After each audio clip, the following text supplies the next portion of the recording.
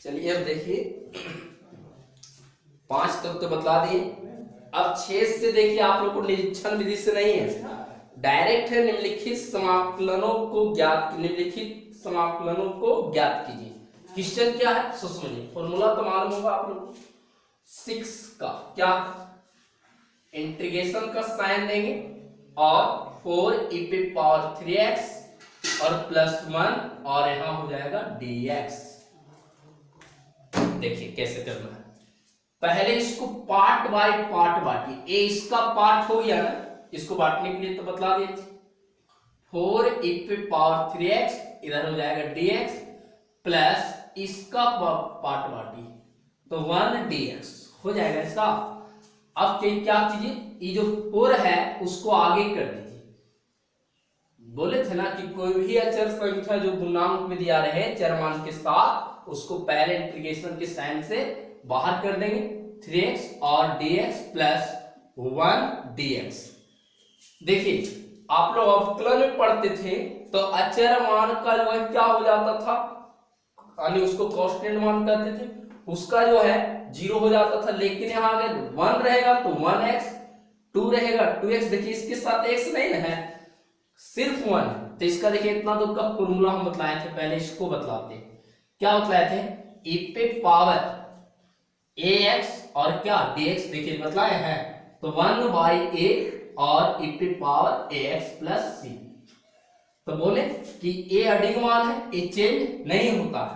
तो देखिए जैसे यहाँ a था तो 1/a आया, लेकिन हम लोग को 3 है तो यहाँ लिखेंगे 4 × 1/3। जैसे ही चेंज नहीं होता है, जैसा वही लिखा तो वही हम लिखेंगे e⁻3x। अब प्लस 1 का क्या बोले थे इंटीग्रेशन, x हो जाएगा, 2 का क्या हो जाएगा 2x, 3 का 3x, तो यहाँ हो जाएगा 2x। और जैसे इंटीग्रेशन का साइन हटेगा पीछे कांस्टेंट मान देंगे, तो ये तो कैंसिल नहीं होगा बाबू। तो यहाँ लिखेंगे 4/3 और e⁻3x और प्लस x प्लस c, यही आंसर।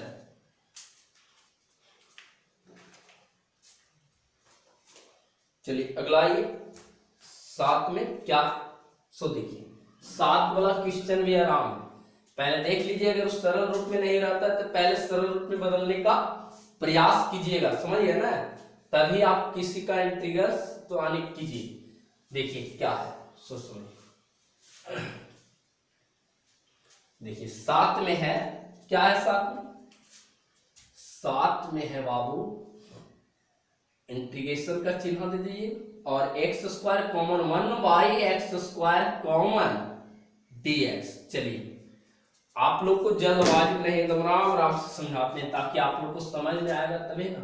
देखिए a इसका मल्टीप्लाई कीजिए तो x² × 1 माइनस a इसका मल्टीप्लाई कीजिए तो क्या हो जाएगा x² × 1/x², और इधर बांट दीजिए dx।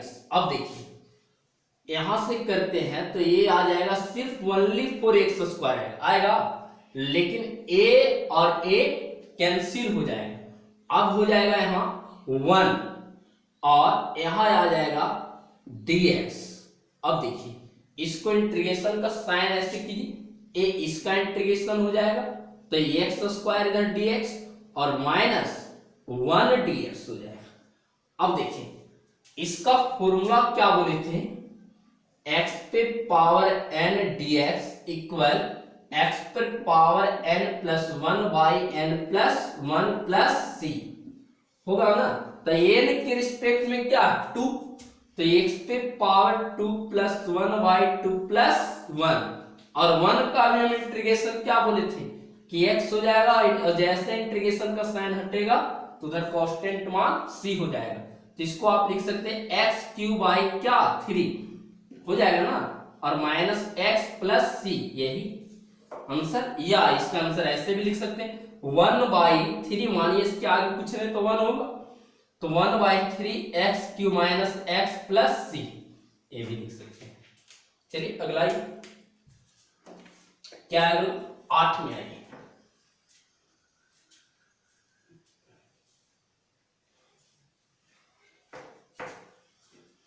देखिए 8 में है क्या है,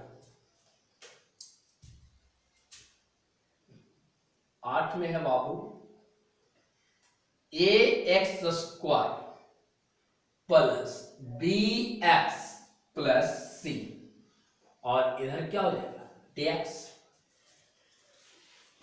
तो कैसे कीजिएगा, पहले इंटीग्रेशन का साइन बांटिए इसको, तो a इसका हो जाएगा, सॉरी यहां से पहले इसको कीजिए, तो यहां हो जाएगा a एक्स स्क्वायर और इधर क्या लिखेंगे dx, चिन्ह है क्या है प्लस, तो प्लस देंगे और a इसका डिवाइड की बांटिए, तो यहां हो जाएगा bx और इधर क्या हो जाएगा dx प्लस प्लस, और a इसका बांटिए तो क्या हो जाएगा c और इधर क्या हो जाएगा dx। चलिए अभी हम बोले कोई भी अनिश्चर मान के साथ गुणांक रहे तो समझ लीजिए कि अब 5 की जगह ये है तो a को पहले बाहर कर दीजिए ऐसे, और जैसे हम 5 2 3 कुछ भी रहता था बाहर करते, उसी तरह a को बाहर करना है, फिर यहां से b को बाहर कर दीजिए। अब यहां मानिए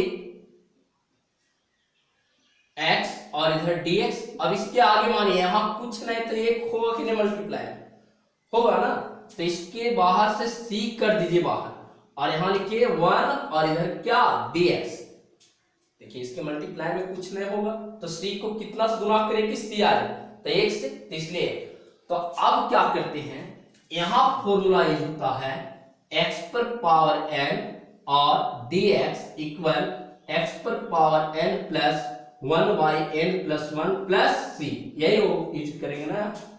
तो अब लिखिए a इंटू और क्या कीजिएगा 2 प्लस 1 बाई 2 प्लस 1 और प्लस b इंटू इस पे पावर कुछ नहीं थे एक मानी, तो x पे पावर 1 प्लस 1 बाई 1 प्लस 1 और c इंटू और 1 का क्या बोले हम इंटीग्रेशन x, और सब इंटीग्रेशन का साइन हटेगा तो इधर कांस्टेंट मान क्या देंगे c।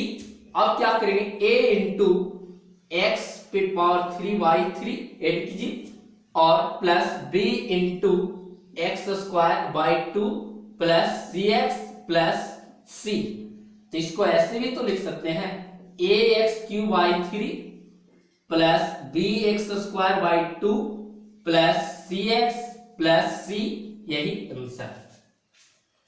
कुछ दिक्कत, चलिए अगला ही क्या होगा, अगला है 9 में। देखिए 9 में क्या है,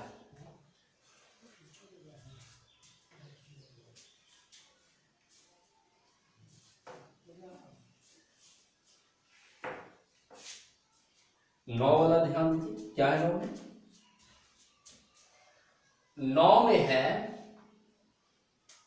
2x स्क्वायर प्लस e पे पावर x और बाहर dx। तो देखिए कैसे बांटते बोले से आप लोग पहले इसको बांटने के लिए सीखिए, तो इसको पहले आप बांटिए, तो इंटीग्रेशन का साइन देंगे 2x स्क्वायर, e से बट रहा है ना, इधर dx आते जाएगा और इधर dx देंगे बाबू, और चिन्ह देखिए यहाँ प्लस है तो प्लस दिए, अब इसको बांट दीजिए आप लोग, तो यहां हो जाएगा e पे पावर x और इधर क्या लिखिएगा dx। अब लीजिए इसके आगे जो संख्या गुणांक में है उसको इंटीग्रेशन के साइन से पहले बाहर कीजिए, x square dx plus e पे पावर x और dx, इंटीग्रेशन का साइन देते आइएगा। यहां देखिए फॉर्मूला किसका यूज हो रहा है, दो फॉर्मूला अलग अलग टाइप से लग रहा है।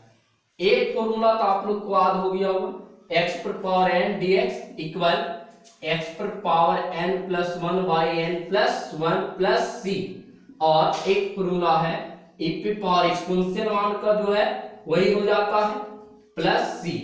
अब देखिए क्या कीजिएगा, यहां लिखिएगा 2 इंटू एक्स स्क्वायर की जगह x पर पावर n और फॉर्मूला यूज करेंगे, तो n प्लस 1, तो n की जगह है 2 प्लस 1 बाई 2 प्लस 1 और प्लस एक्सपोनेंशियल मान का जो है वही हो जाता है, और प्लस जैसे इंटीग्रेशन का साइन हटेगा इधर क्या देंगे कांस्टेंट मान c।